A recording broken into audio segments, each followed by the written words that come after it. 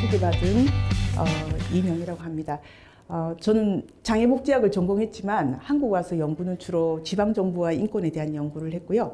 그래서 오늘 강의는 크게 두 줄기로 진행될 텐데요. 하나는 국가의 인권보장 책무, 선생님들 업무의 인권적 의미에 대한 것이고요. 다른 하나는 새롭게 바뀐 장애의 가치, 장애 패러다임 전환에 따른 내 업무에 어떻게 이 패러다임을 적용시킬 것인가 하는 것에 대한 내용들로 강의를 채워가고자 합니다. 어떻게 저는 강주와 굉장히 인연이 있어요, 사실은. 제 선배님이 망월동 묘지에 계시고요. 그리고 이제 제가 하는 연구가 지방정부와 인권인데 처음으로 지방정부와 인권이라는 의제를 유엔에 던져준 지자체가 우리 광주입니다. 그래서 제 연구에서도 굉장히 핵심적으로 중요한 역할을 광주가 하셨고요. 그 다음에 유엔에서도 지방정부와 인권이라는 부분을 의제로 삼아서 지금까지 7차 정도의 주제, 의제 채택을 하고 작년까지 도시와 디지털화라는 그런 이제 의제까지 7차에 걸쳐서 이제 그런 유엔이 중심에 두는 이제 의제가 되었다는 건 광주가 가진 저력이 아니었으면 이런 날이 올까 이런 생각을 했었습니다. 아무튼 오늘 강의를 함께 이제 뭐 듣고만 있는다기보다는 함께 참여하면서 같이 이야기해 봤으면 좋겠습니다. 장애의 새로운 패러다임의 전환에 대한 부분은 오늘 교육의 의미에서 굉장히 큰 의미를 가집니다. 혹시 유엔 장애인 권리 협약을 들어보신 적 있나요?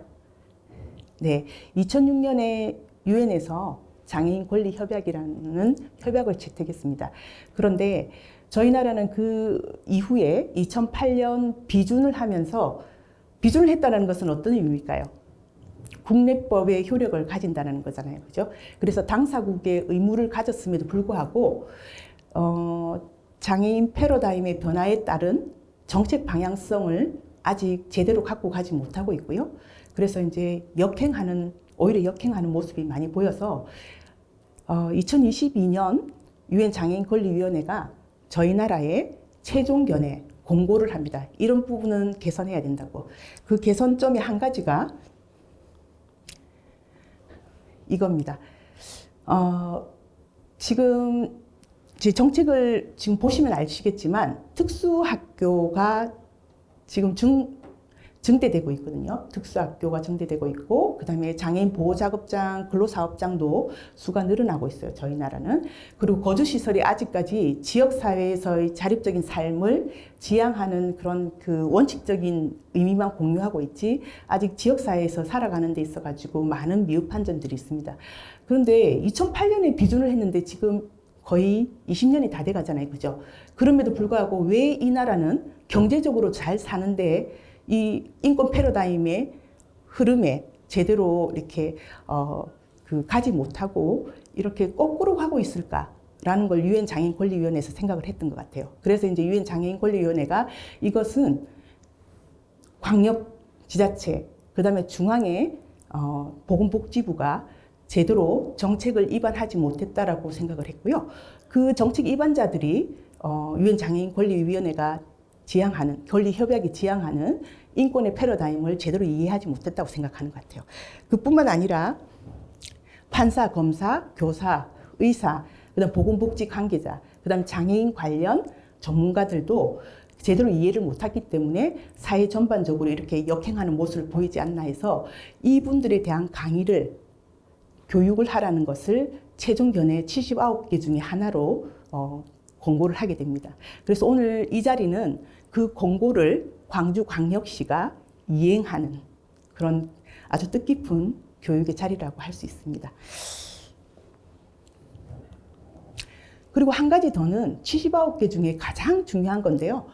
그동안 장애인 패러다임, 장애 패러다임은 장애를 보호의 중심으로 바라봤어요. 왜냐하면 손상이 있으면 뭔가를 할 수 없고, 뭔가를 할 수 없으면 사회에서 주어진 인프라에 대한 어떤 핸디캡들은 개인이 다 감수해야 된다는 그런 이제 의료적 모델에 기반하고 있었거든요. 근데 유엔 장애인 권리 협약 이후로는 이 의료적 모델이 장애인도 한 사람의 인권의 주체로 보면서 지역사회에서 당당하게 살아갈 수 있다라는 것으로 바뀌었기 때문에 이 바뀜을 알 수 있는 척도는 정책이라고 생각해요. 근데 정책이 지금 전혀 아까 말했던 것처럼 변하지 않았잖아요. 그죠? 그래서 교육을 할 때 핵심적으로 유엔 장애인 권리 협약이 지향하는 가치가 의료적 모델, 보호를 중심으로 하는 시설에서 보호를 중심으로 하는 의료적 모델에서 지역사회의 삶을 중심적으로 가져가는 인권의 모델로 전환되었다는 것을 명확히 교육에서 이제 함께 하라는 그런 이제 권고를 했었거든요. 그 두 가지를 모두 오늘 이제 이 강의를 통해서 하기 때문에 광주광역시가 처음으로 국내에서는 이 두 가지의 최종 견해를 지키는 게 아닌가 생각합니다. 아무튼 이런 뜻깊은 자리에서 함께 해주셔서 감사합니다. 네. 제가 지금 이제 말씀드릴 거는 선생님들 업무의 인권적 의미가 뭘까라는 걸 말씀드릴 텐데요. 지금 제가 1700년대 유럽으로 가보겠습니다. 그 당시 유럽에는 여기 요 카메라 앞에 계신 분들처럼 소수의 왕과 귀족들이 살았고요. 저기에 두 분처럼 농노도 살았고요. 그 뒤에 평민도 살았고요. 그 다음에 저 뒤에 보면 그 당시에 있어서는 안 될 상인, 그죠? 그 요즘 CEO라고 하는 사람들이 살았고요. 그 다음에 그 옆에는 그 당시 있어서는 안 될, 봉건지에서는 있어서는 안 될 노동자도 있었어요.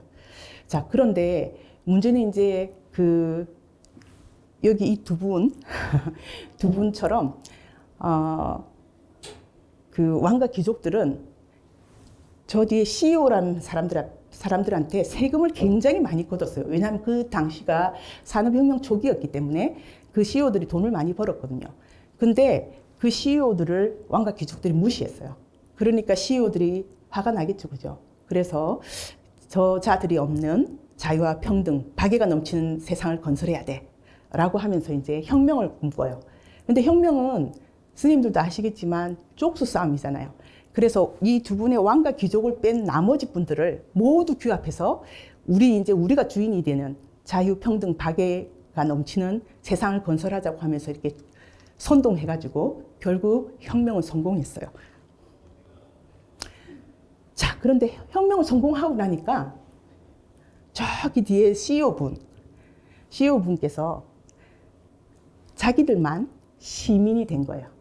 그 전까지는 시민이 없었잖아요. 그죠? 그래서 시민이 되고, 여기 보시면, 자, 저분들만 시민이 되고, 나머지 분들은 아무도 시민의 자리에 오지 못하게 한 거예요. 그러니까 나머지 분들이 혁명이 끝나고 나서 어떻게 했을까요? 굉장히 화가 났겠죠. 그죠?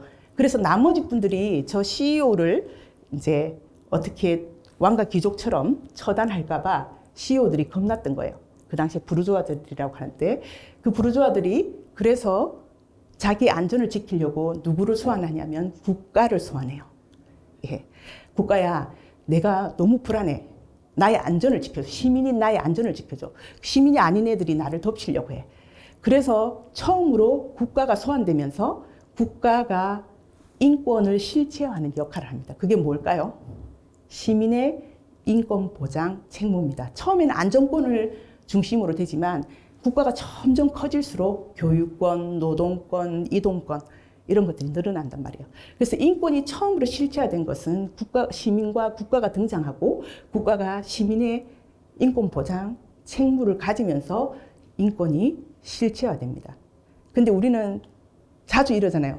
내 인권을 존중하면 저 사람 인권도 존중해야 돼. 개인의 문제가 아니라 처음은 국가와 나의 관계, 국가와 시민의 관계였거든요. 그러면 선생님들은 왜 중요할까요? 국가가 생기면서 처음으로 생긴 직업이잖아요. 공무원. 그래서 선생님들은 국가의 인권 보장 책무를 수행하는 주체라는 업무의 인권적 의미를 가지고 있어요. 그래서 굉장히 중요한 직무를 가진 직업인이고요. 그리고 우리나라라기보다는 시민권 체제가 출발하면서 국가를 통해서 생긴 최초의 직업이에요. 그래서 거기에 대한 사명감을 가지는 건 굉장히 좀 중요하다고 생각이 들더라고요. 그래서 스님들의 업무의 인권적 의미는 국가의 인권보장 책무를 수행하는 주체라는 측면에서 굉장히 중요하다는 것이고요. 그럼 이것이 장애인과 무슨 관계가 있을까요? 혹시 이게 장애인과 무슨 관계가 있을까요? 시민권이 출발하고 아까 CEO 외에는 아무도 시민이 되지 못했다고 했잖아요. 그래서 시민이 되지 못했는데 시기가 지나면서 이제 시민이 아닌 여성, 그 다음에 돈 없는 남성, 그 다음에 이주민, 성소수자 다 시민이 아니었거든요. 그러다 보니까 그 사람들이 뭉쳐서 이제 나도 시민이 되어야 되겠다라고 해서 투쟁을 해요. 그래서 돈 없는 남성들이 제일 먼저 시민이 됐고요. 그 다음에 1900년도 초에 시민이 된 그룹이 있어요. 여성분들 많이 계신데 우리는 1900년대 초가 되어야 시민이 되어요. 무엇을 통해서 됐을까요?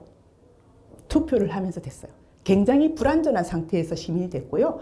장애인 같은 경우에는 저렇게 분리 시기에 다른 그룹들이 뭉쳐서 싸울 때 초기 정신병원과 특수학교에 분리되어 있었기 때문에 시민권 투쟁을 하기에는 그때는 너무 어려운 환경이었어요. 그래서 장애인은 1950년대가 넘어야 시민권 투쟁을 하게 돼요.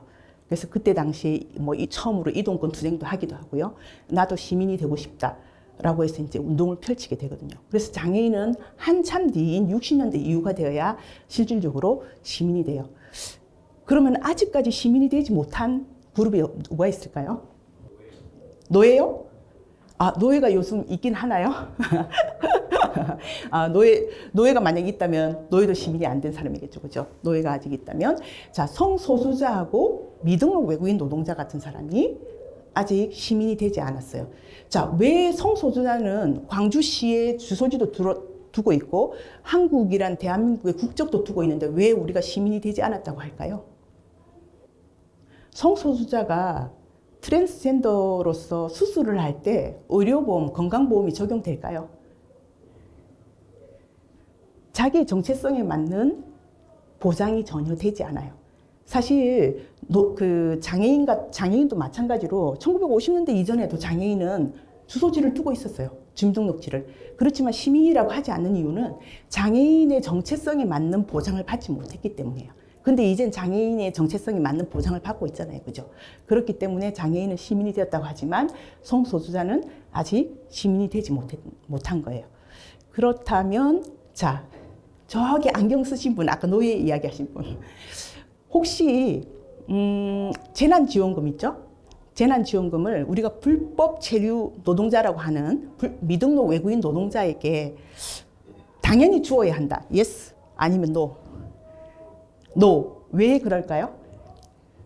자, 1번 불법이니까 미등록 외국인 노동자. 2번 우리나라 국적이 없으니까. 3번 세금을 안 내니까. 자, 이 중에 뭐가 해당할까요? 자, 1번 불법이니까. 2번 국적이 없으니까. 3번 세금을 안 내니까. 다들 여기 안에 든다고 생각하세요? 세금? 그러시구나. 자, 그러면 우리가 인권이라고 했을 때는 모든 사람이라는 거죠. 모든 사람의 존엄을 존중하는 거잖아요. 그 모든 사람의 재난 시기에 미등록 외국인 노동자는 들지 않을까요? 들죠, 그죠? 그러면 인권은 보편적이라고 하는데 왜 우리는 그러면 국적과 세금과 불법이라는 그 시민권 체제의 한 국가 단위에서 인권을 생각하고 있나? 이걸 한번 제가 그림으로 볼게요. 우리는 모든 사람은 존엄하다고 이야기해요. 근데 우리가 시민권 체제 속에 지금 있다 보니 성소수자도 미등록 외국인 노동자도 아무런 보장을 해서는 안 된다고 생각하는 거잖아요. 근데 우리는 인권을 말할 때 모든 사람은 존엄하다고 그래요. 그것과 좀 배치되지 않나요? 그렇죠? 시민권 체제, 한 국가 단위의 시민권 체제는 항상 누군가를 배제해 왔어요. 그래서 아직도 우리는 성소수자나 미등록 외국인 노동자를 배제하고 있단 말이에요. 근데 제가 독일에서 1학년부터 지금 마지막까지 15년 정도를 공부를 했거든요. 근데 그 15년 공부를 하면서 등록금을 한 번도 낸 적이 없어요. 근데 저만 안 내는 게 아니라 모든 학생들이 내지 않아요. 그 이유는 교육권은 모든 사람이 누려야 할 권리이기 때문에. 그리고 그 주 안에서 제가 노트라인 베스팔렌이라는 주 안에 살았거든요. 그 주 안에서 차비도 국가가 보장을 해요. 그래서 만약 우리나라 같으면 될 수가 없었겠죠. 왜냐하면 제가 그 금액을 제가 다른 나라 등록금으로 환산해 보니까 4억 정도가 나왔어요. 근데 우리는 25만 원의 재난지원금도 그 재난 시기에 생존과 생명이 위협받는 시기에도 그걸 그분들에게 주지 않아야 된다고 이야기를 많이 하거든요. 그래서 이제 우리가 말하는 인권이란 과연 뭔가, 우리가 알아왔던 인권이란 과연 뭔가를 우리가 조금은 성찰해 봐야 되겠다 생각해서 제가 이 그림을 가져왔고요. 자, 적어도 공무원이시기 때문에 시민권, 내가 내 정책을 만들 때, 주민의 인권 보장을 위한 정책을 만들 때는 시민권, 우리 광주광역시 안에 있는 소외된 사람을 위해서 만드는 건 당연한 거고요. 내가 공무원이기 때문에 국가의 인권보장 책무를 수행하는 사람이기 때문에 시민권 밖에, 우리 광주광역시 밖에 존재하는 모든 사람에 대해서도 바라볼 수 있어야 되지 않을까라는 좀 고민거리를 던져드립니다. 그래서 시민권과 인권은 일치하지 않아요. 시민권은 항상 누군가를 소외시켜 왔고 지금도 여전히 소외된 사람이 있어요. 근데 인권은 누구도 소외돼서는 안 되거든요. 자, 혹시 들어보셨나요? 광주광역시 인권보장 및 증진에 관한 조례. 혹시 들어보셨어요? 자, 우리는 인권은 현실이 아니야. 그건 그냥 상징적인 거고 우리는 우리 업무를 해. 근데 사실 선생님들 업무는 아까 말씀드린 것처럼 국가의 인권보장 책무를 수행하는 사람으로서의 그런 인권적 의미가 있다고 했고요. 마찬가지로 시민권 체제의 균열을 내는 조례가 있어요. 그 조례가 지금 보여드린 인권보장 및 증진에 관한 조례예요. 한번 볼까요? 자, 광주광역시에 지금 다른 부서에서 오신 분, 장애인, 인권 정책 담당 부서가 아니라 다른 부서에서 오신 분, 자기 부서에 있는 자기 부서의 업무와 관련한 조례들이 있을 거예요. 그 조례들 가만히 생각해 보세요. 자, 조례의 대상이 누가 되어야 될까요? 광주광역시 시민이라고 했을 때 그 대상은 누구를 말할까요? 광주광역시에 주민등록을 둔 사람이 광주광역시 시민이에요. 근데 인권기본조례는, 증진에 관한 조례는 시민이란, 제가 한번 읽어볼게요.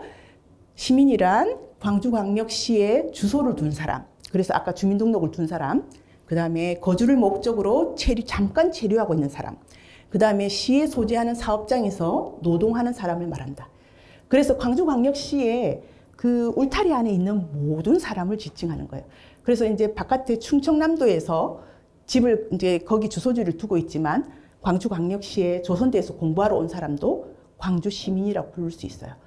그다음에 여기에는 마찬가지로 자기 정체성과 그 특성에 맞게 보장받지 못했던 성소수자도 여기에서 이제 시민으로 들어가는 거고요. 그다음에 우리가 불법 체류자라고 하는 미등록 외국인 노동자도 여기에 시민으로 들어가요. 그래서 그것을 통해서 만드는 정책이 인권정책 기본계획이에요. 그래서 인권정책 기본계획은 다른 기본계획과 달리 대상에 한계가 없어요. 모든 사람을 포함해서 만들 수 있는 거예요. 그래서 서울시 같은 경우에는 성중립 화장실을 만드는 것까지 인권정책 기본계획을 수립할 때 제한되기도 했어요. 그래서 이제 광주광역시 같은 경우에도 혹시 내게 이제 우리 업무에 인권정책 기본계획을 마련하려고 하니까 좀 인권의 가치에 기반한 정책이 그 부서에 있으면 이야기 달라고 했을 때 이렇게 대상을 광주에 주소지를 둔 사람 외에도 주소지를 두지 않았지만 모든 인간, 모든 사람에 속하는 사람들을 위한 정책을 제안해 주시면 감사하겠습니다. 그런데 국가는 처음에 인권보장 책무자로서 이제 자기의 정체성이 있었는데 시기가 이제 여성도 시민으로 들어오고 이주민도 시민으로 들어오고 장애인도 시민으로 들어오고 이러면서 국가가 권력이 굉장히 커졌어요. 권력이 커져가면서 자기가 인권 보장의 책무자라는 그 정체성을 잃어버리고 오히려 인권 침해를 하는 거예요. 그게 언제 그게 달했을까요? 1, 2차 세계대전이었고요. 그 중에서 가장 많은 지분을, 인권 침해에 가장 많은 지분을 가진 나라가 어디일까요? 독일은 당시 1, 2차 세계대전을 거치면서 600만 명의 유대인을 학살했고요. 그 다음에 30만 명의 장애인을 사회 가치가 없는 존재, 진짜 그 번역 그대로 하면 사회 가치가 없는 존재라고 해서 또 학살했어요. 그 다음에 사회 가치가 없는 존재를 재생산하는 사람이라고 37만 명에 대해서 강제 불임을 했어요. 그러니까 그만큼 국가가 할 수 있는 모든 인권 침해를 독일이 그냥 이 역사 속에서 그냥 한꺼번에 다 해버린 거예요. 자, 혹시 선생님, 눈이 크니까 내일 아침에 여기 앞에 병원으로 와서 불임수술 받으세요. 저기 선생님, 내일 키가 크니까 과도하게 커요. 비정상적이시니까 나와서 저기 가서 불임수술 받으세요. 그게 과연 가능할까요? 그런데 그 당시에는 시민성이 높지 않다 보니 가족이 끌고 갔어요. 예, 안 나가려고 해도 가족이 형제나 아니면 부모님이 끌고 가서 불임수술을 하게 했단 말이에요. 아무튼 그런 시기가 있다 보니 전쟁을 마치고 유엔이 이제 결성되면서 세계인권선언에서 다시 한번 확인을 하려고 했어요. 야, 국가야, 더 이상 인권 침해를 하면 안 돼. 우리는 시민권 체제가 출발하면서 우리의 정체성은 주민의 인권 보장을 하는 것이었어. 그 책무자라는 것들을 잊지 말고 모든 사람의 존엄에 대해서 존중하고 그다음에 국가의 인권 보장 책무 주체라는 것을 지금부터 이제 마음에 새겨. 그래서 우리 세계인권선언 전문에 새길 거야. 라고 해서 이제 세계인권선언의 전문에다가 이제 국가의 인권보장 책무와 모든 인간의 존엄의 존중에 대한 부분들을 다시 한 번 더 약속을 했어요. 근데 잘 지켰을까요? 지키지 않았어요. 그래서 지키지 않았기 때문에 유엔에서 단도리를 쳤어요. 이건 선생님들하고 다 관계되는 거니까 어쨌든 그 부서는 계속 로테이션 하잖아요. 그죠? 로테이션 하니까 이제 좀 잘 들어놓으셨다가 이제 내가 책무 수행자니까 물론 선생님들은 책무자는 아니에요. 그러니까 책임이 없다는 말이에요. 그렇지만 국가는 스스로가 이렇게 할 수 없으니까 선생님들이 다 책무 수행 주체로서 역할을 하는 거거든요. 그래서 이제 유엔에서 생각하기를 야, 도저히 이거 선언에만 그냥 박아서는 안 되겠어.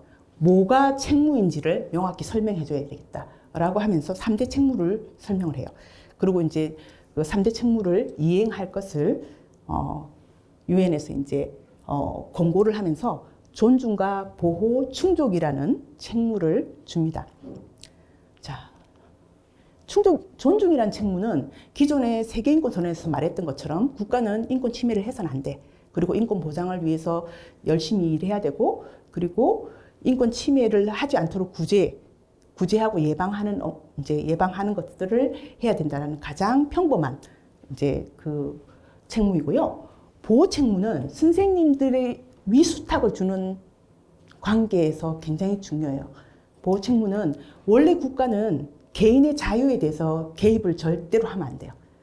개인의 자유에 대해서는 어떤 이유에서건 개입을 하면 안 되는데 가족에서 폭력, 아동 폭력이 있을 경우, 그 다음에 선생님들이 위수탁을 주는 사회복지기관에서 학대와 폭력이 일어났을 때, 그 다음에 기업에서 노동자의 노동권을 침해했을 때는 국가가 개입을 해서 조정하고 중재해요. 그래서 이제 그 업무들이 굉장히 중요하고요. 그래서 선생님들이 위수탁을 주는 기관들을 잘 들여다봐야 돼요. 왜냐하면 위수탁 주는 그 기관은 민간이라기보다는 공공 업무를 지금 하고 있는 거거든요. 원래는 선생님들이 직영으로 해야 되는 일들을 거기서 위수탁을 받아서 하는 거기 때문에 일의 성격은 똑같아요. 공공 업무예요. 그렇기 때문에 공공 업무에서 학대가 일어나면 안 되잖아요. 그래서 국가가 그것을 보고 만약에 거기 학대나 그다음에 폭력이 일어났을 때는 과감히 개입해서 조정해야 돼요. 구제해야 돼요. 그래서 선생님들 위수탁 기관에 CCTV를 어떻게 하고 있는지 그다음에 이렇게 서류들은 어떻게 하고 있는지 그런 것들을 자주 들여다봐야 되는 거예요. 자, 그래서 기업 같은 경우는 어떨까요? 노동자하고 사측하고 이렇게 이제 임금 투쟁이라고 하나요? 붙잖아요, 잘. 그러면은 잘 되지 않고 계속 평행승만을 가고 있을 때 국가가 들어가서 노사정이 되면서 그래서 이제 그것들 조정하고 구제하는 것들을 하는 거예요. 그게 바로 보호책무고요. 충족책무는 선생님들 하는 모든 업무예요. 여기 광주광역시에 있는 시민들이 인간다운 생활을 할 수 있도록 그것들이 지속될 수 있도록 법적 제도적 기반을 마련하고 정책을 마련해서 이제 이행하는 적극적인 모든 행정이 충족의 책무에 들어가요. 그래서 선생님들의 업무는 하나도 버릴 것 없이 모두가 다 국가의 인권보장 책무에 들어가요. 회계를 하시는 분도 마찬가지고요. 회계도 마찬가지잖아요. 회계가 없으면 인권 정책을 수행할 수가 없어요. 인권에 기반한 예산을 편성할 수 있도록 회계님이 굉장히 신경을 쓰셔야 되고요. 도로도 마찬가지고 건축 주거도 마찬가지예요. 이런 것들이 다 시민의 인권 보장을 위해서 다 필요한 거기 때문에 상수도 나 이거 주민의 인권하고 아무 관계 없는데 상수도 가장 관계 깊어요. 건강권하고 관계 있는 거잖아요. 상수도가 잘못되면 큰일 나잖아요. 그죠? 그래서 내 업무가 어떤 인권적 의미가 있는가를 항상 생각하시면서 업무를 하시면 민원이 막 와가지고 난리하고 막 가가지고 막 그날 막 머리도 아파 죽겠는데 이런 생각하는 것보다 그래 저런 사람들의 인권조차도 내가 지금 보장하려고 이렇게 하고 있구나 라는 생각을 좀 하시면서 좀 사명감을 가지셨으면 좋겠습니다. 자, 그런데 유엔에서만 시민의 인권 보장 책무를 부여하는 게 아니에요. 국가에다가 우리 시민이 부여하기도 해요. 무엇을 통해서 그렇게 할까요? 무엇을 통해서 그렇게 할까요? 헌법을 통해서 해요. 예, 헌법을 통해서 하는데 선생님들은 대통령 선거 우리가 뽑는 거 당연하다고 생각하시죠? 그렇지 않나요? 근데 87년 이전까지 우리는 대통령 선거를 우리 손으로 뽑지 못했어요. 근데 87년에 지금의 촛불 항쟁처럼 아주 큰 항쟁이 있었고요. 그 항쟁 속에서 헌법을 개정하면서 저희가 대통령 선거를 직접적으로 할 수 있게 됐어요. 그 헌법에는 인간의 존엄함에 대한 가치도 규정해 놨고요. 그 다음에 이제 국가의 인권 보장 책무도 규정을 해놨어요. 그러면 헌법을 제정하거나 개정할 때 누가 결정을 해요? 우리가 결정해요. 한 번도 투표 안 해보셨죠? 저기 선생님은 하셨을 것 같은데 87년도도 그렇지만 앞으로 이제 2년 뒤쯤 되면은 헌법 개정이 있을 것 같아요. 며칠 전에 이제 뉴스에 나왔더라고요. 헌법 개정 이야기가 계속 이제 오고 하는데 헌법 개정을 하면 우리 시민이 투표를 해요. 그래서 그 가부를 정한단 말이에요. 그래서 헌법 속에 있는 인간의 존엄함의 존중이라든가 국가의 인권 보장 책무는 우리가 부여하는 거예요. 우리의 투표로. 국민투표로 부여하는 거거든요. 그래서 우리 시민이 부여하는 거가 되는 것이고요. 자, 우리는 대한민국 헌법에서는 10조의 인간의 존엄과 국가의 인권 보장 책무를 규정해 놨어요. 행복추구권에. 모든 국민은 인간으로서의 존엄과 가치를 가지며 행복을 추구할 권리를 가진다. 국가는 개인이 가지는 불가침의 기본적 인권을 확인하고 이를 보장할 의무를 진다. 우리는 헌법에 그러니까 10조 인간의 존엄에 대한 존중과 국가의 인권 보장 책무를 규정했어요. 자, 그러면 독일은 한번 볼까요? 독일은 기본법의 제1조, 우리 헌법에 해당하는 기본법의 제1조에 인간의 존엄함은 침해되지 아니한다. 그리고 모든 국가 권력은 이를 존중하고 보호할 의무를 진다라고 인간의 존엄에 대한 존중과 국가 인권 보장 책무를 규정했어요. 자, 퀴즈를 하나 낼게요. 지금 이제 10조하고 1조를 잘 보세요. 뭐가 다른가요? 앞에 거는 국민, 우리의 헌법에는 국민, 그 다음에 독일의 헌법에는 인간이라고 되어 있어요. 그래서 제가 아까 독일에서는 교육권에 대한 보장을 외국인에게도 한다고 했잖아요. 교육권은 인간이 누려야 할 기본권이거든요. 그렇기 때문에 이제 독일에서도 인간이라는 이 헌법 1조에 따라 어쨌든 외국인에 대해서도 교육권에 대한 보장을 했던 것 같아요. 그러면 우리가 만약 2년 뒤에 헌법을 개정하게 된다면 우리는 어떻게 될까요? 다시 그 국민의 범위를 그대로 써야 할까요? 어떠세요? 국민의 범위를 그대로 쓰는 게 좋을까요? 아니면 인간이라는 것들로 해서 인권을 중심으로 표방하는 게 좋을까요? 인간이 맞는 것 같습니까? 네.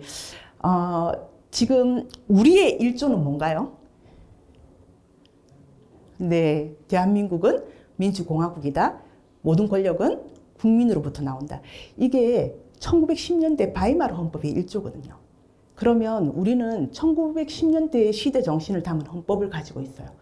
그것도 우리는 1조도 아니에요. 10조에 그렇게 시대 정신의 가치를 가진 그 조항이 있고요. 독일은 어디 1조에 국가의 운영 가치, 방향에 대한 부분이 나오는 거예요. 근데 우리는 1조에 뭐가 나와 있다고요? 운영 체제에 대한 부분이 나와 있어요. 그래서 이것은 반드시 다음 헌법을 할 때 1조에 국가가 운영해야 될 가치에 대한 부분이 나올 수 있도록 우리가 힘써야 될 것 같아요. 왜냐하면은 우리는 그냥 헌법을 바꿀 때 국민투표만 하는 게 아니라 그 앞에 100분 토론을 했을 때도 막 전화로도 항의도 하기도 하고 여러 가지 루트를 통해서 우리는 이제 독일처럼 1조에 국가의 운영 가치, 운영 방향성에 대한 부분들이 나와야 돼. 라고 이제 이야기를 하면서 헌법이 개정될 때 그 내용조차도 우리가 아무튼 견제를 해야 될 것 같아요.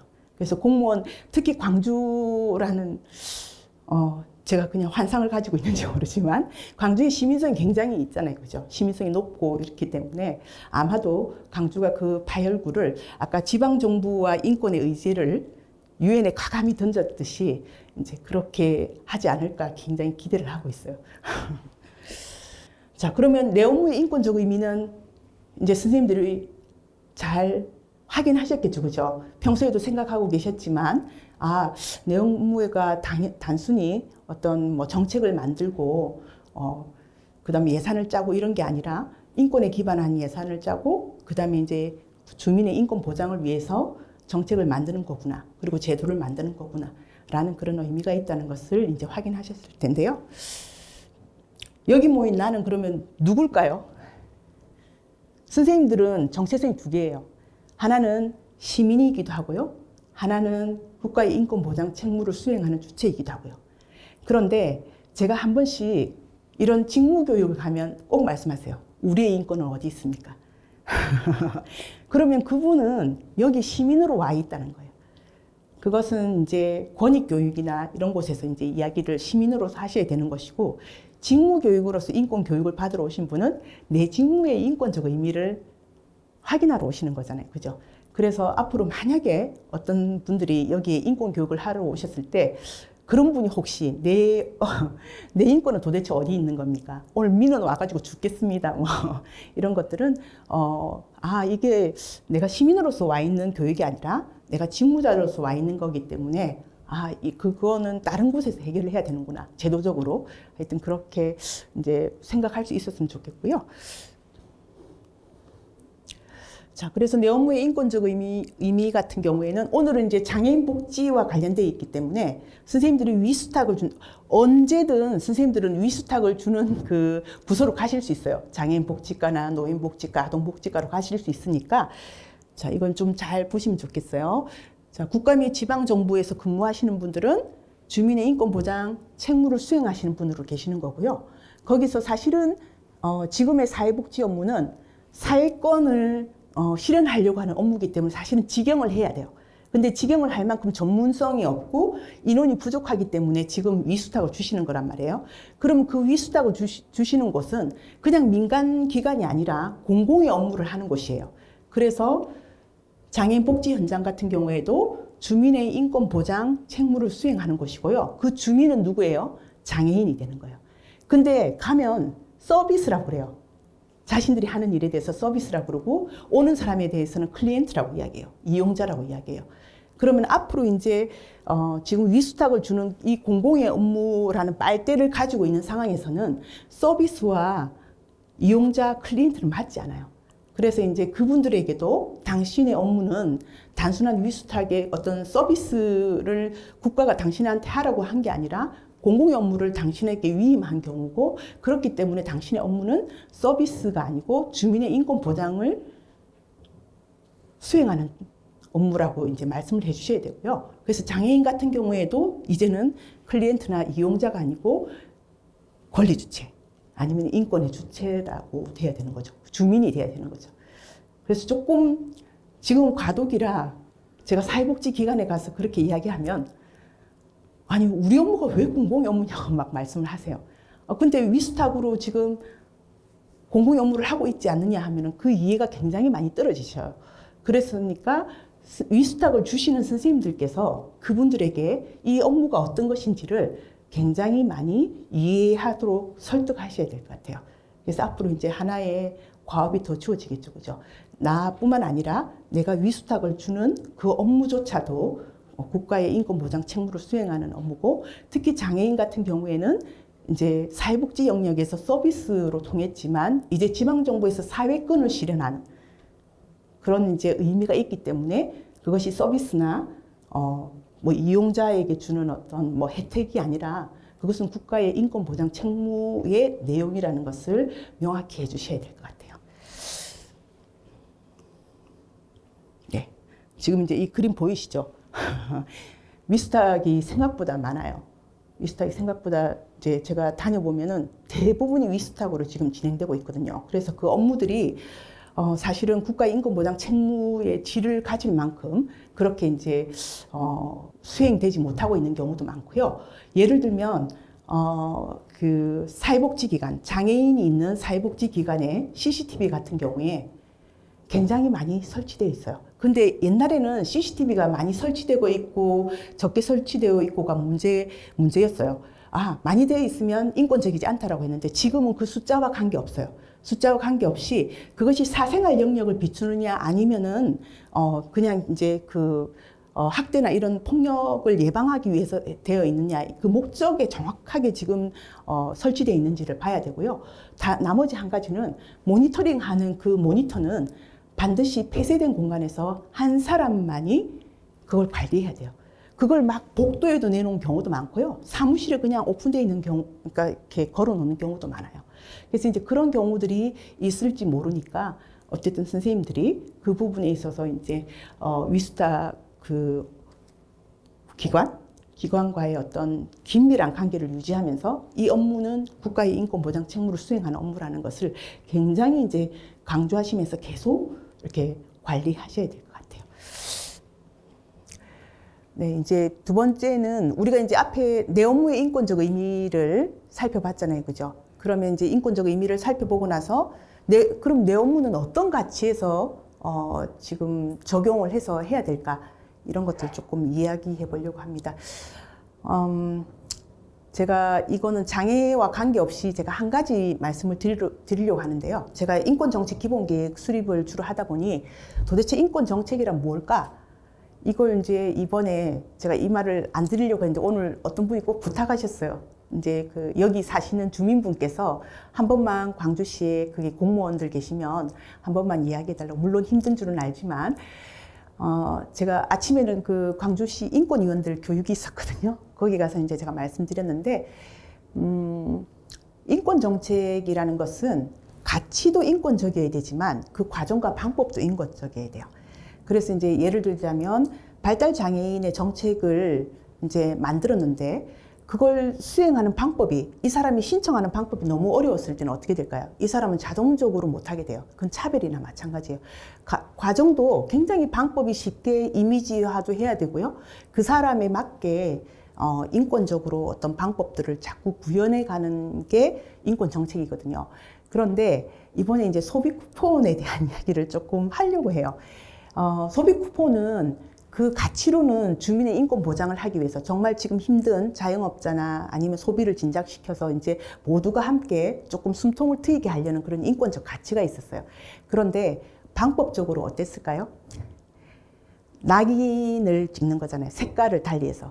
그래서 이걸 왜 이분들이 그 필터링을 못했을까? 그래서 이제 내 업무가 인권 정책을 만드는 업무라는 것을 모두가 다 느낀다면 이 가치, 그러니까 그것이 가지는 가치 자체도 중요하지만 그걸 수행하는 방법이나 신청하는 방법 이런 것들도 모두가 다 인권적이어야 돼요. 그래서 내 업무를 놓고 볼 때 한 번 더 이걸 필터링을 해야 되겠구나. 내가 이거 방법적으로 이런 게 맞는 건가?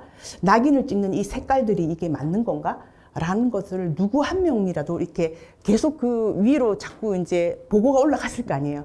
그 중에 한 명도 필터링을 안 했다라는 것 자체가 특히 인권의 성지라고 하는 광주광역시에서 그랬기 때문에 그 전국적으로 정말 충격이 더 컸던 것 같아요. 그런데 아무튼 저는 이제 그것에 대해서 부정적이라고 생각하지 않아요. 왜냐하면 다른 지자체도 그것을 보면서 내 업무가 인권적이기 위해서는 방법조차도 인권적이어야 한다는 거를 그래도 다들 교훈을 가졌거든요. 다만 이제 광주광역시가 그렇게 했다라는 것 자체가 만약에 다른 도시에서 그렇게 했으면 그렇게 언론에서 떠들지 않았을 것 같아요. 근데 광주에서 그랬기 때문에 오히려 더 부각되었었지만 한 번의 어떤 그런 상처가 어쨌든 인권 정책을 다시금 이제 성찰하는데 좀 도움이 됐을 것 같아요. 자, 그러면 오늘 두 번째로 내 업무를 어떤 가치에 기반해서 할 것인가, 어떤 가치를 적용해서 할 것인가에 대한 부분들을 지금부터 하겠습니다. 장애 패러다임이 전환이라고 하는데요. 패러다임이라는 것은 세계관, 가치관의 변화를 말하거든요. 그래서 2006년 아까 말씀드렸듯이 장애인 권리 협약이 채택되면서 전 세계적으로 장애에 대한 가치 기준이 변화됐어요.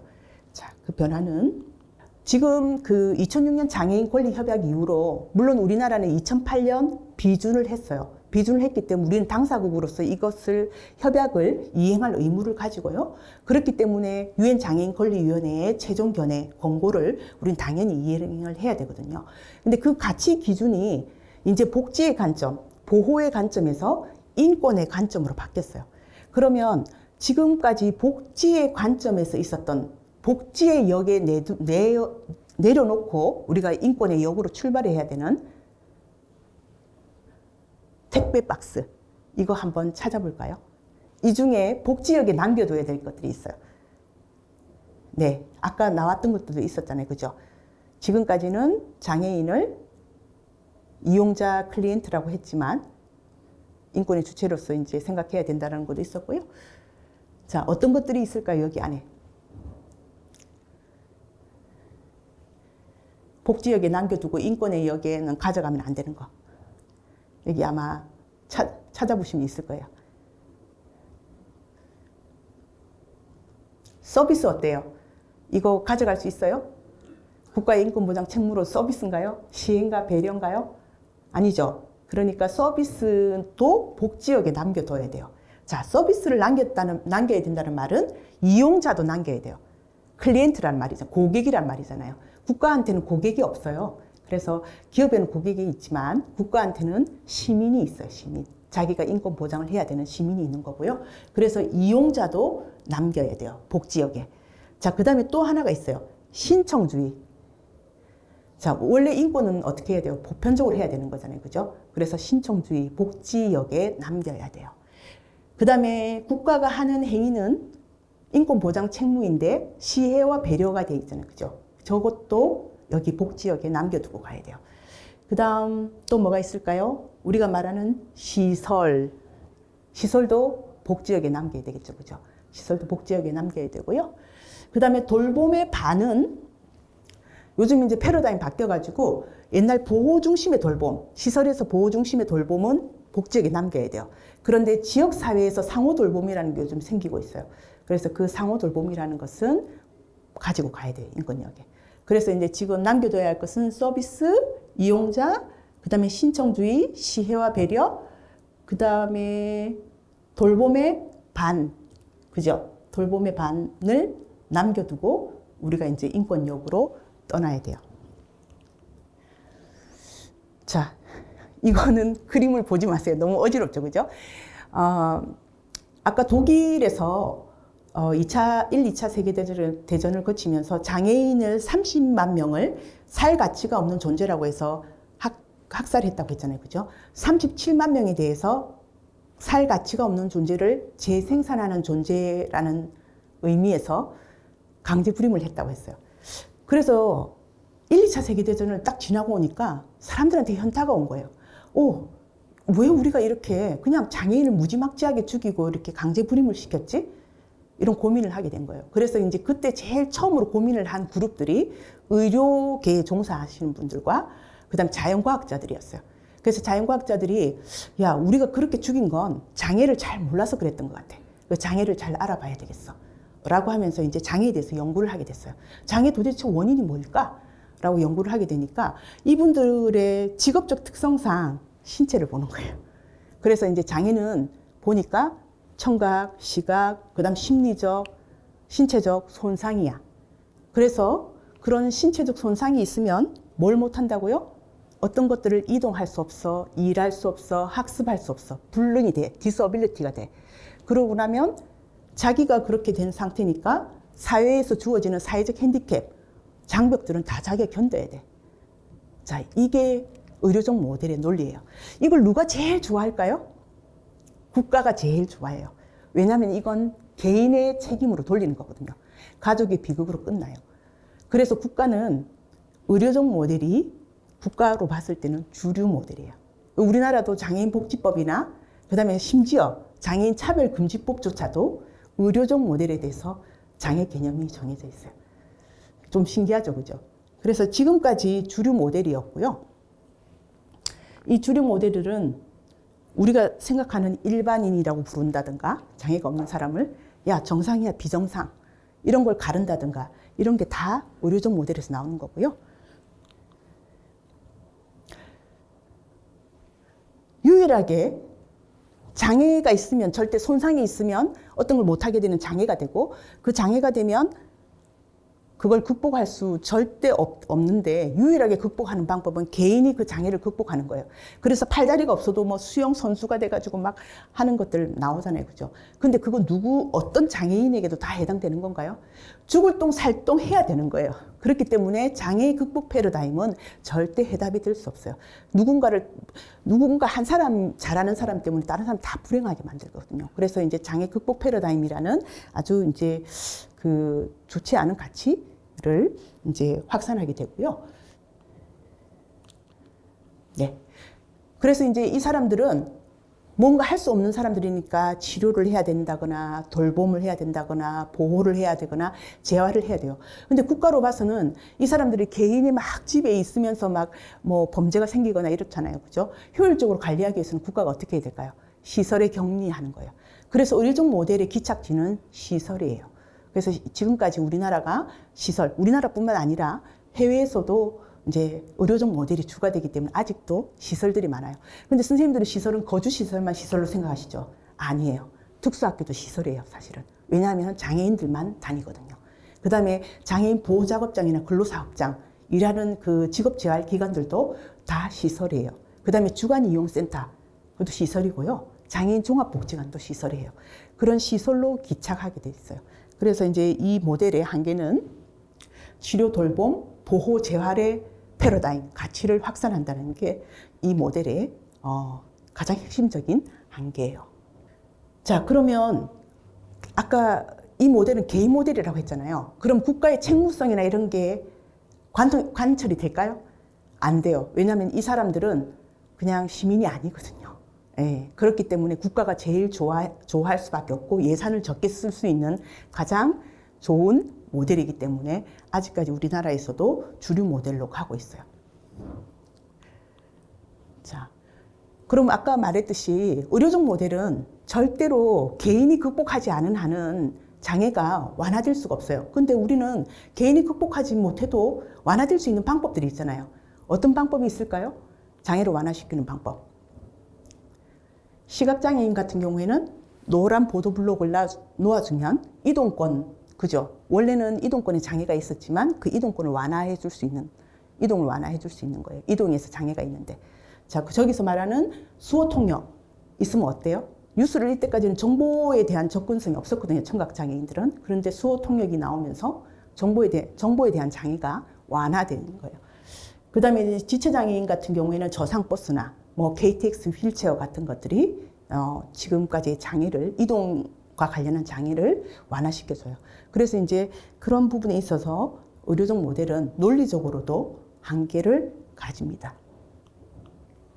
자, 그래서 이제 이 사람들이 너무 손상을 중심으로 이제 보니까 반대 극부가 나타났어요.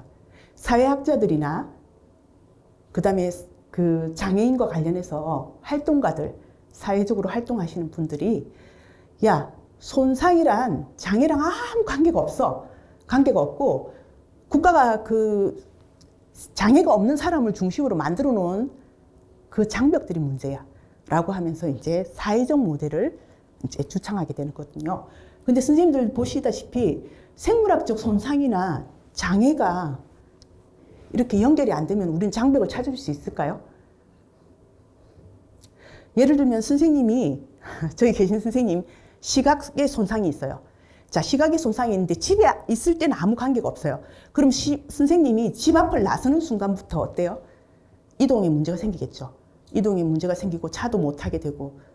그러면 선생님에게 장애는, 선생님 청각장애가 있어요. 청각장애는 문 앞에 나설 수는 있어요. 그런데 정보나 이런 것들을 접할 수 없잖아요. 그러면 선생님의 손상에서 오는 장벽과 선생님의 손상에서 오는 장벽이 다르잖아요. 그죠? 그런데 그걸 볼 수 없는 거예요. 왜냐하면 손상과 장애를 완전히 관계없는 거라고 했기 때문에. 그래서 사회적 모델은 국가가 어떤 정책을 할 때 한계를 가질 수밖에 없어요. 왜냐하면 아예 손상을 장애랑 분리시켜 놨기 때문에 어떤 손상이 사회적 장벽이 어떤 사회적 장벽을 가지는지를 전혀 파악하지 못하게 하거든요. 조금 이해가 되셨나요? 네. 그래서 이제 사회적 모델도 그런 한계를 가지는데 손상과 장애를 엄격히 분리한다는 것은 이 사회적 모델의 약간의 패착이에요. 물론 진보적이어서 그 당시에 굉장히 가치 있는 모델이었지만 손상과 장애를 분리함으로 인해서 국가가 실제로 어떤 손상에 어떤 장벽이 있는지를 명확히 해서 정책을 생산하기에는 한계가 있었어요. 그래서 손상과 장애는 분리할 수가 없어요. 왜냐하면 그 손상이 인정되지 않는 한은 장애도 없을 거잖아요. 그죠? 그래서 손상과 장애를 엄격하게 분리한 데서 약간의 한계가 있었다는 거고요. 그 다음에 자, 장애와 비장애를 구분하는 기준은 이 사람들이 임의적으로 했어요. 이거는 제가 볼 때는 굉장히 획기적인 것 같아요. 자, 선생님, 장애인을 우리가 이제 구분을 하잖아요. 그죠? 자, 장애가 있는 사람과 없는 사람을 구분하는데 그럼 구분한다는 것은 기준이 있어야 되잖아요. 여기서 이제 그 의료적 모델에서는 정상인이라고 하는데 그 정상인은 어떤 사람이 정상인일까요? 우리 중에 어떤 사람이 정상인일까요? 네. 손상이 없는 사람. 자, 그러면 팔이 짧은 사람도 있어요. 우리 중에. 그죠? 얼굴이 큰 사람도 있고 그 다음에 키가 큰 사람도 있고 작은 사람도 있고 그 다음에 팔이 긴 사람도 있고 그 다음 눈이 작은 사람도 있고 눈이 큰 사람도 있고, 그죠? 입이 작은 사람도 있고, 입이 큰 사람도 있고. 근데 굉장히 신체의 어떤 기준은 굉장히, 그래서 그 키가 작은 사람 같은 경우도 장애인이라고 하거든요. 마찬가지로 그래서 장애에 대한 부분들은 굉장히 임의적인 거예요. 왜냐하면 우리는 어떤 기준, 정상인이라고 하는 사람 중에서 어떤 기준에서 우리가 그걸 나눠야 될지가 굉장히 이제 우리한테는 숙제인 거죠. 그래서 사회적 모델은 그걸 밝혀냈어요. 그러니까 의료적 모델에 이런 부분이 임의적이라는 걸 밝혀냈어요. 근데 신기하게도 독일은 16개 주정부가 있어요. 그 주정부마다 장애 유형이 달라요. 그럼 우리가 지금 우리는 17개 광역지자체가 있잖아요. 그죠? 그 광역지자체마다 모두 장애 유형이 다르다라고 하는 것은 장애가 있다는 말이에요? 없다는 말이에요? 장애를 제대로 말할 수 있는 것은 아무것도 없는 거예요. 왜냐하면 그 다 다르잖아요. 그죠? 그래서 굉장히 임의적이라고 판단한 것은 사회적 모델의 탁월한 어떤 연구 결과였고요. 그럼에도 불구하고 치명적으로 손상과 장애를 분리했다라는 게 이 모델에 있어서는 좀 치명적인 한계가 아닐까 생각합니다. 그래서 이제 특히 사회적 모델이 주류 모델이 될 수 없는 것은 진보적임에도 불구하고 손상과 장애를 분리했기 때문에 어떤 손상이 사회적 장벽과 맞닥뜨리는지, 왜냐하면 장애가 손상과 관계 없다고 했으니까 그 사회적 장벽도 있을 수가 없잖아요. 그랬기 때문에 국가로 봤을 때도 어떤 정책을 제대로 이 유형에 맞게 설계하고 기획할 것인가에 대해서는 한계를 가질 수밖에 없어요.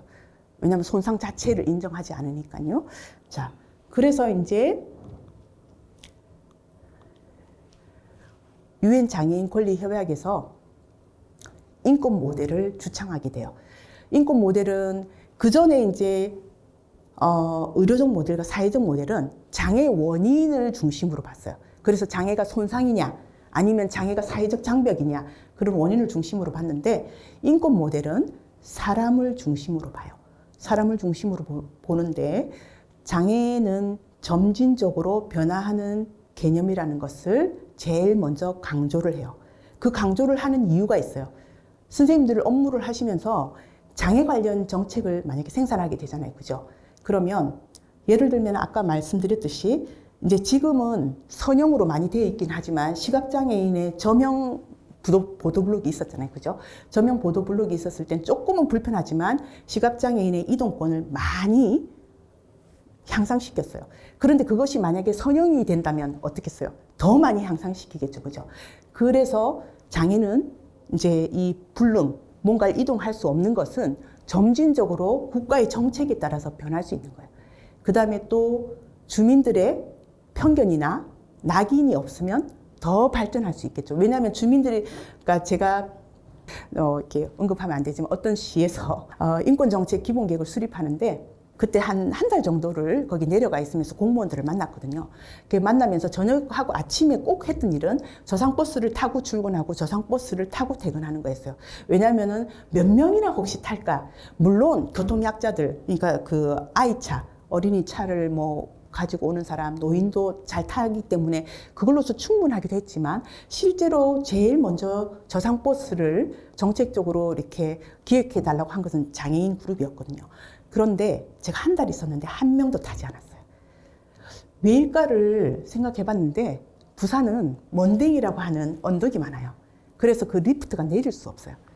리프트가 내릴 수 없고요. 그 다음에 이제 그 장애인이나 기초수급자들은 임대 아파트에 많이 살잖아요. 그러니까 시 외곽에 많이 살아서 노선이 닿지를 않아요. 노선이 닿지를 않고요.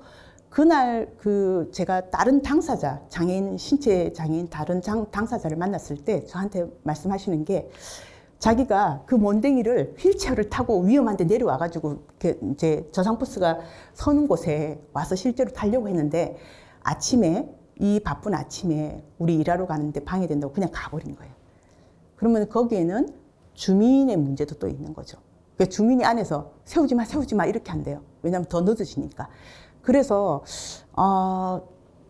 제가 볼 때는 이 점진적으로 변화하는 개념이라고 생각하는 우리 지금 이 정책들이 꼭 국가의 정책뿐만 아니라 주민, 그 다음에 아까 그 버스를 모시는 기사님들에 대한 교육도 꼭 되어야 되겠네요. 그러니까 시민성, 그러니까 시민의 연대라는 것들도 강조가 되어야만 이 점진적으로 변화하는 개념이라는 것이 실제로 실현될 수 있는 거예요. 국가의 정책만으로는 될 수 없는 거고. 왜냐하면 저상버스는 국가의 정책으로 되는 거잖아요. 그죠? 그럼에도 불구하고 저상버스가 실제로 이제 장애인들에게 대중교통으로서 기능을 하기 위해서는 주민의 교육도 있어야 되고 기사님들의 교육도 있어야 되는 거죠. 그래서 이제 시민성과 그다음 국가의 인권보장 책무가 같이 맞물리면 장애는 점진적으로 변화하는 개념이 될 수 있다는 거고요. 그다음에 아까 말씀드렸듯이 손상을 지닌 사람을 중심으로 봐요. 손상을 지닌 사람도 인권의 주체이기 때문에 손상을 지닌 사람과 주민의 편견이나 낙인, 그런 태도, 그리고 이제 사회적 물리적 장벽, 이런 것들과 상호작용해서 이 사람들이 뭔가를 못하게 되는데, 이 사람들이, 손상을 지닌 사람들이 그러니까 어떻게 하기 위해서 이 장벽이 되는가를 지금 이제 이야기하는 거예요. 이제 손상을 지닌 사람이 지역사회에서 다른 사람과 실질적으로 완전하게 동등하게 살아가는데 이 주민들의 편견이나 태도, 그 다음 사회적 물리적 장벽이 이 사람들이 완전하게 실질적으로 동등하게 살아가는 그것을 못하게 하는 거잖아요. 그죠?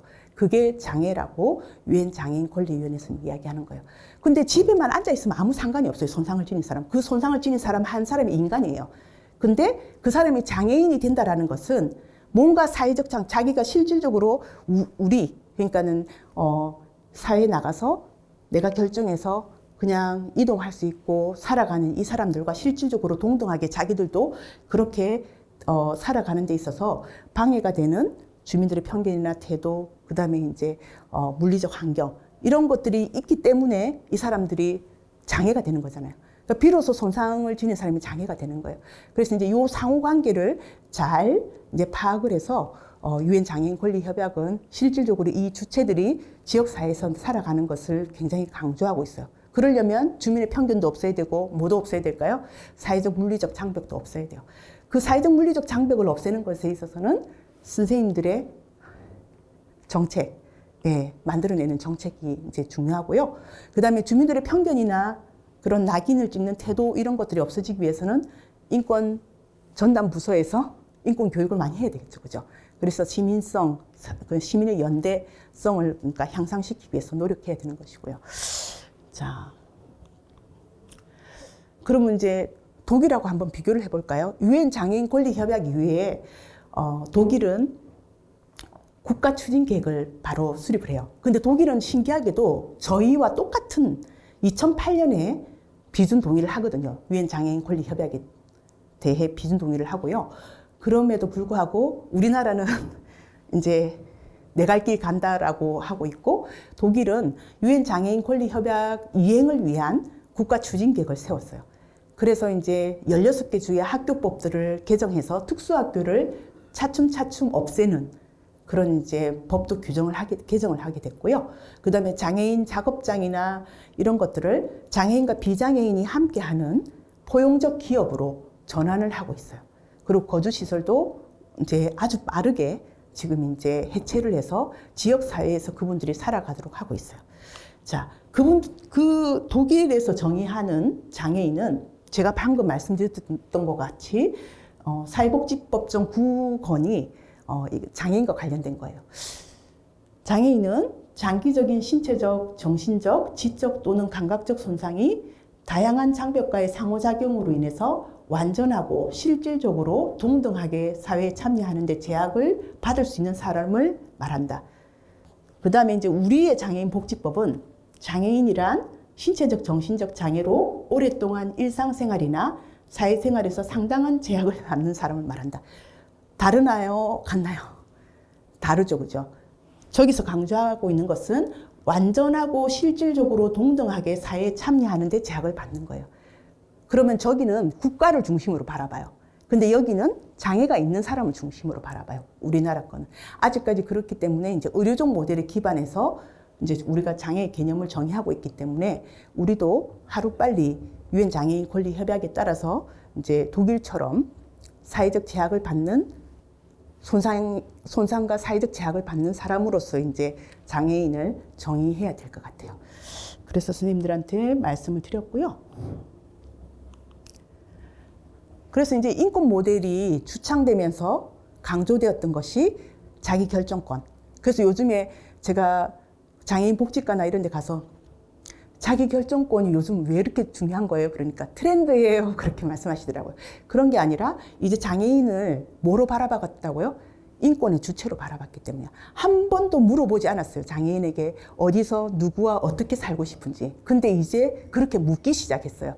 그래서 이제 장애인 인권 모델은 자기 결정권을 존중하는 것과 그 다음에 이제 권리 주체로 인권의 주체로 바라보는 것이고요. 그 다음에 지역사회에서의 자립적인 삶. 그래서 이제 탈시설이라는 것들이 나오잖아요. 그죠? 근데 어느 나라에도 탈시설이라고 말하는 곳은 없어요. 어때요? 탈시설 하니까 어디 성경에서 나오는 것 같지 않아요? 뭐 탈애국 뭐 이런 것처럼.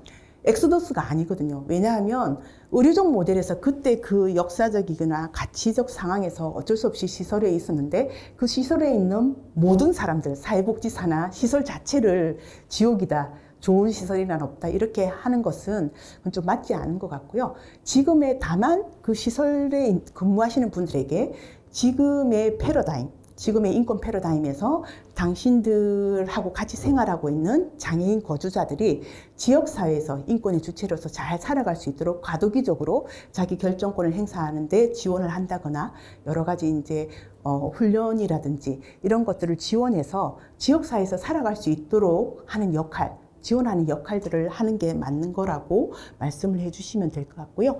그 다음에 이제 공동체의 참여도 마찬가지고, 이때 제일 이 사람들이 인권의 주체가 되면서 제일 중요한 게 뭘까요? 그전에는 시혜와 배려의 대상이 되어가지고 국가가 해주면 받고 안 해주면 못 받잖아요. 그죠? 근데 이제 인권의 주체가 되면서 국가의 인권 보장 책무를 받는 주체가 된 거예요. 그래서 이제 요것이 이제 인권 패러다임으로 바뀌면서 굉장히 중요해진 거고요. 한 가지 더 말씀을 드리면, 이건 장애인에게만 해당하지 않아요. 인권 패러다임은. 지금 제가 처음에 이야기했을 때 우리가 어디 체제 안에 있다고 했죠? 인권의 그 바운더리보다는 국가, 시민권 체제 안에 있다고 했잖아요. 그 시민권 체제에서 소외된 사람들이 어떤 사람들이 있을까요? 성소수자. 성소수자도 그렇고, 그 다음 미등록 외국인 노동자들도 마찬가지로 소외되는데, 그분들도 인권의 패러다임에 따라서 지역사회에서 우리가 함께 살아가는 것도 이 인권 패러다임에 속해요. 물론 장애인 권리 협약을 통해서 인권 패러다임이 확산되긴 했지만, 그 인권 패러다임은 장애에만 국한되는 게 아니고요. 노인도 마찬가지예요. 지금 이제 독일 같은 경우에는 노인의 어떤 요양원 생활, 이 부분도 장애인의 시설 생활과 마찬가지로 자기가 어디에서 이제 죽어가고 싶은지에 대한 부분들을 제일 먼저 존중해주는 자기 결정권에 대한 부분들을 굉장히 강조하고 있거든요. 그러면 선생님들 현실적으로 한번 생각해 보시겠어요? 노인이 요양원에서 나왔을 때 24시간 봐야 되잖아요. 돌봄을 해야 되잖아요. 그게 과연 지방정부에서 가능할까요? 예산적으로나 어떻게 인력적으로? 어떻게 예산 가능할까요? 가능하지 않잖아요. 그죠? 그분들은 24시간 붙어 있어야 된단 말이에요.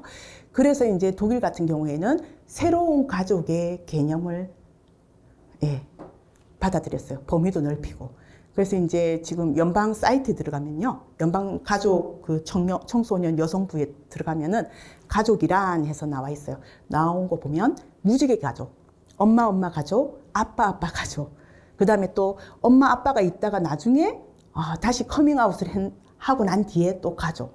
그 다음에 이제 내 배우자의 어머니, 그 다음에 내 배우자의 형제의 아이까지를 모두 배우자의 배우자, 가족의 범위로 넣어서, 예를 들면 내 어머니가 지역사회에 나와서 살고 싶다고 해요. 요양원에 있기 싫어. 난 요양원에서 죽기 싫어 했을 때 내 어머니를 이제 지역사회에 나오게 해야 되는데, 제가 오늘 이렇게 강의를 온 것처럼 제가 돌볼 수가 없어요. 그러면 제가 저쪽 삼촌, 내 배우자의 삼촌이 보니까 집에서 놀고 계셔. 그럼 그분한테 국가의 지원을 받으라고 그러고, 나 대신 국가의 지원을 받고 이제 내 어머니를 모시는 거죠. 그러면 어머니는 아주 낯익은 자기가 살던 지역 아니면 자기가 살던 집에서 아주 가까운 사람의 돌봄을 받는 거예요. 대신 그 사람에 대한 지원은 자기 가족, 그러니까 아들에게 주는 지원하고 똑같은 지원을 해줘요. 그래서 정말 가족 범위를 굉장히 많이 넓혀놨거든요. 그래서 우리도 앞으로 아마도 그렇게 되지 않을까? 그래서 이제 제가 드리고 싶은 말씀은, 그 노인 같은 경우도 요양원이 이렇게 종착지가 아니라, 얼마 전에 이제 그 뉴스에 나왔더라고요. 한 노인분이 정신은 있으세요. 근데 육체가 이제 이러니까 자식들이 병원에 막 보내기도 하더라고요. 근데 이제 그 의사분이 아마 다큐멘터리를 하는 것 같은데, 물었어요. 지금 기분이 어떠시냐고. 그러니까 자식들이 아무도 내가 어디로 가는지, 어떻게 되는지를 말해주지 않는다고. 근데 우리는 누구나 늙어갈 건데 너무나 가슴 아프다고 이야기를 하더라고요. 마찬가지로 이제 그런 상황이 우리에게도 닥쳐올 텐데, 그랬을 때를 이제 대비해서 우리가 독일이 생각하는 가족의 범위를 넓혀서 국가가 이제 그 가족처럼 지원하는 거, 그것들이 좀 됐으면 좋겠다는 생각하고요. 그 다음에 아동도 마찬가지예요. 지금 시설기관에 있는 아동들도 지역사회에서 나와서 살아갈 수 있도록 그렇게 이제 지금 정책들이 좀 이제 우리가 이제 방향성을 틀었으면 좋겠다는 생각이 들고요. 지금 회계 예산분이 계시니까 제가 이 말씀을 꼭 드리고 싶었어요. 지금 특수학교는 없어지는 추세예요. 근데 없어지는 추세인데, 물론 우리나라는 과도기적으로 워낙 특수학교가 없었기 때문에 지금도 특수학교를 가려면 집에서 2-3시간 가야 되거든요. 근데 특수학교가 늘고 있다는 것은 지금 가치 패러다임에 있어서의 역행이에요. 그렇다는 말은 언젠가는 특수학교가 없어지는 날이 올 텐데, 우리나라가 지금 자꾸 특수학교나 특수학급을 늘리고 있거든요. 그러면 나중에 그걸 폐교를 해야 될 때가 있어요. 지금 인구도 줄고. 근데 특수학교를 계속 이렇게 많이 만드는 것이 중요한 게 아니라, 지금 일반 학교가 없어지는 학교들 있잖아요.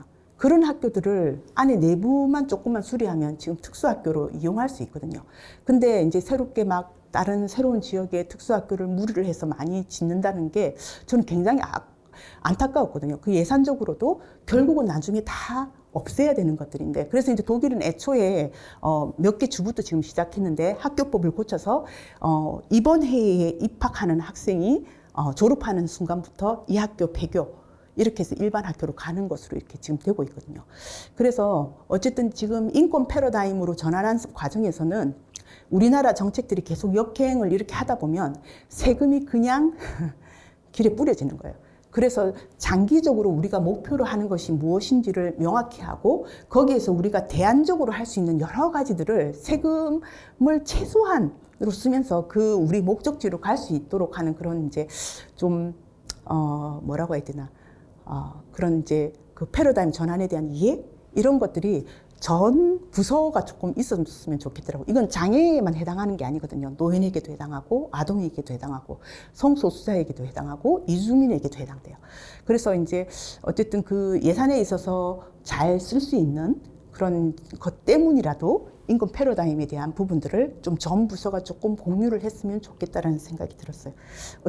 어떤가요? 그런 것들을 좀 하기에는 전 부서가 합의가 좀 힘들겠죠? 네. 근데 아무튼 이제 해외 상황들은 지금 우리나라 상황과는 많이 다르게 지금 이제 흘러가고 있다는 거고요. 그렇지만 우리대로 마이웨이를 간다고 해서 그대로 될 건 아니잖아요. 왜냐하면 유엔 장애인 권리위원회는 지속적으로 우리한테 권고를 할 거예요. 그러다 보면 우리도 제 궤도를 찾아서 가야 될 때가 있을 텐데, 그때 다시 원 궤도로 돌아오기에는 세금을 너무 낭비하고 가는 거잖아요.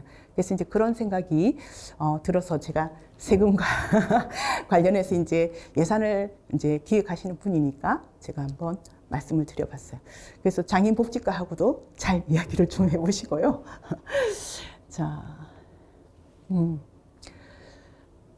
그래서 모든 사람의 존엄함이라는 가치에 기반해서 장애의 원인을 중심으로 보는 게 아니라 장애가 있는 사람을 인권의 주체로 보는 것으로부터 인권 패러다임은 출발을 하고요. 그래서 제일 중요한 것은 장애는 점진적으로 변화하는 개념이다. 그걸 가능하게 하는 것은 기본적으로는 국가의 인권 보장 책무를 수행하는 선생님들의 역할이 굉장히 큰 것이고, 그 다음에 이제 같이 병행해서 돼야 될 것은 주민과 그리고 그것과 관련된 이해관계자들의 시민성이나 시민의 연대가 굉장히 이제 향상돼야 되는 거죠. 그래서 그 두 가지가 다 되어야만 인권 패러다임이 실제로 사회에서 실현될 수 있다는 거고요. 자, 그래서 이제 인권 패러다임에 따라서 무엇이 바뀌었나? 아까 장애 개념이 바뀌었죠, 그죠? 장애 개념도 바뀌었고요. 그 다음에 장애인의 지위도 바뀌었어요. 그 전까지는 고객, 서비스를 받는 사람 또는 뭐 시혜와 배려를 받는 사람이었는데, 이제는 장애인을 인권의 주체로 바라보게 됐어요. 그래서 장애인의 지위도 변화됐고요. 장애인을 지원하는 정책의 방향성도 변화됐어요. 통합에서 인클루지온, 포용으로 변화됐어요. 그래서 이제 특수학교와 일반 학교의 특수학급에서 일반 학교에 그냥 같이 장애인과 비장애인이 같이 공부하는 거, 그 다음에 장애인 보호작업장이나 근로사업장에서 다시 일반 고용 체계에서 장애인과 비장애인이 함께 일하는 거, 그 다음에 거주시설에서 지역의 다른 사람과 실질적으로 동등하게 살아가는 거, 이것들이 다 지금 바뀐 정책의 방향성의 변화예요. 그래서 선생님들이 이제 앞으로 장애인의 정책은 또는 노인의 정책은 아니면 아동의 정책은 이렇게 변화되어야 되는구나라는 것을 이제 알아두시면 다음에 이제 과가 로테이션 되셔도 충분히 거기에 따라서 이제 가치를 적용해서 정책을 만드실 수 있으실 것 같아요. 그래서 오늘 이제 한 내용들을 저희가 이제 이렇게 딱 그 이미지화 해보면 이것만 머리에 넣어 가시면 될 것 같아요. 자, 개인의 손상 때문에 돌봄, 보호, 재활, 저게 또 돌봄으로 나와 있네요. 잘못됐네요.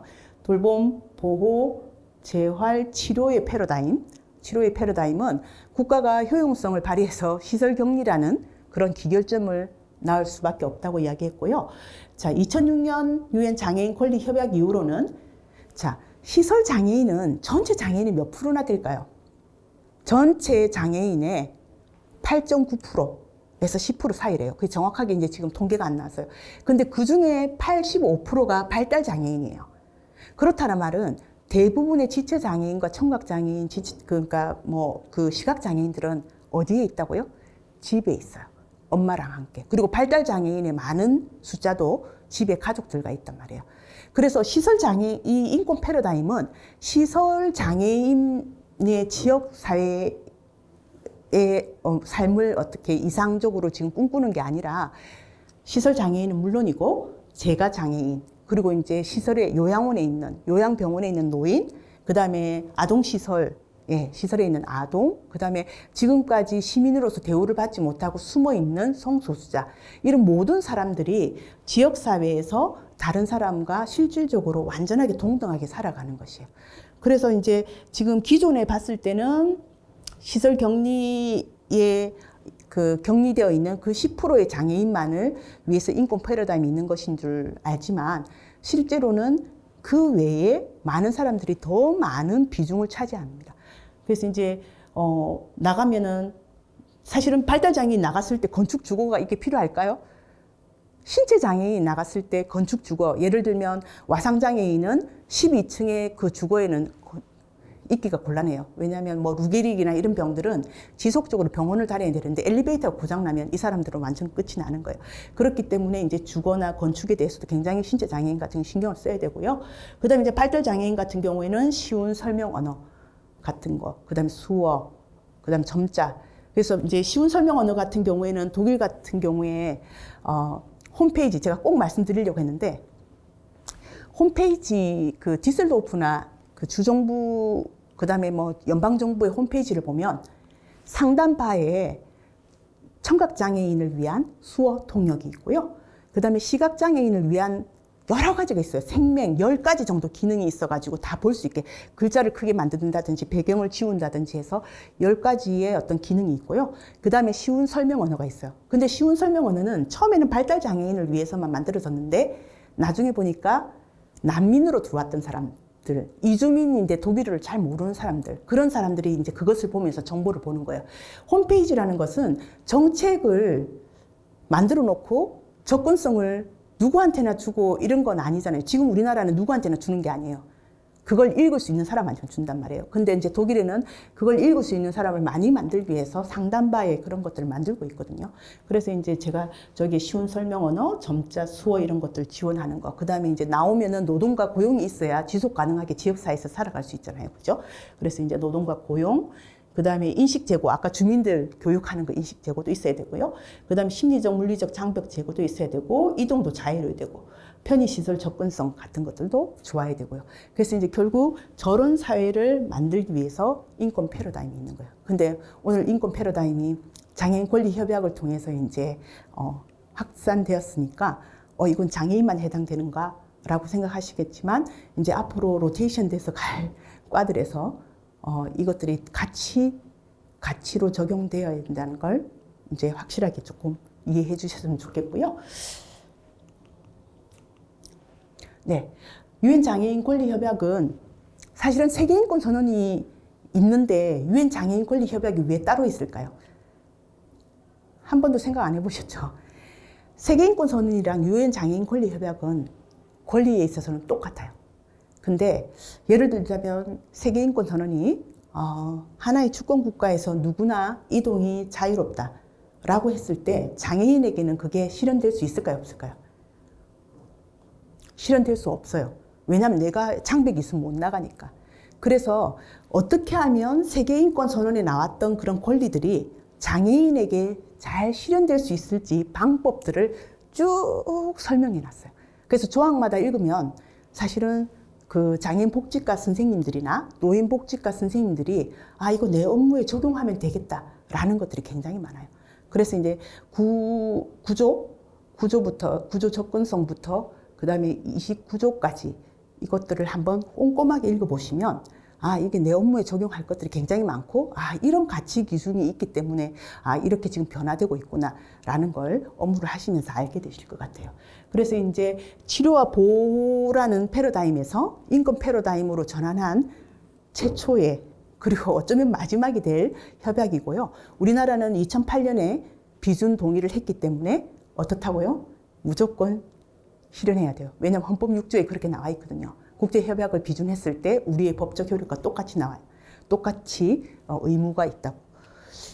그래서 이제 그런 공표한 국제인권 협약이면서 아까 말씀드렸듯이 내 업무의 방향, 그 다음 내 업무를 하는 방식, 이런 것들에 대한 가치를 담고 있기 때문에 반드시 지금 이 변화된 흐름에 대한 부분들을 오늘 이 시간을 통해서 조금 이해를 하셨으면 좋겠어요. 그래야만 제가 아까 말씀드렸듯이 세금의 중복 지출 없이 우리가 이제 그 가는 곳을 굉장히 효율적으로 갈 수 있을 것 같아요. 그래서 오늘 이제 강의는 제가 이제 지금까지 했던 내용들로 좀 마무리를 할까 하고요. 어쨌든 인권 패러다임은 장애인에게만 해당되는 것이 아니라 우리가 함께 살고 있는 사람 중에 소외되거나 아니면 분리되어 있는 모든 사람들에 해당되는 것이고 특히 노인, 아동, 성소수자, 이주민 이 모든 사람이 어디에요? 지역사회에 함께 나와서 우리가 동등하게 실질적으로 함께 자립적인 삶을 살아갈 수 있는 것들을 지향하는 모델이라는 걸 다시 한번 강조드립니다. 그리고 제가 사실은 광주는 이제 한 번씩 와요. 한 번씩 오는 이유가 제 한 해 선배님이 망월묘지에 계시거든요. 그래서 한 번씩 와서 소주도 놓고 가기도 하는데 어쨌든 광주에서 지방정부와 인권이라는 의제를 세계적으로 이렇게 터뜨려 준 것에 대해서 정말 그건 무엇으로도 글쎄요, 어떤 그 지자체가 그렇게 세계적으로 이제 그 의제를 던져서 그것이 실제로 지금 확산되게 만들 수 있을까요? 그래서 저는 광주가 굉장히 자랑스럽고요. 거기서 일하시는 공무원이 아니었으면 그런 의제들을 이 광주 그러니까 지방정부가 그렇게 자신있게 할 수 있었을까요? 그래서 굉장히 존경하는 마음으로 오늘 왔고 또 이제 이 강의를 유튜브로나 아니면 동영상으로 이제 접하실 분들한테 존경한다는 말을 함께 드리고 싶어요. 네, 감사합니다.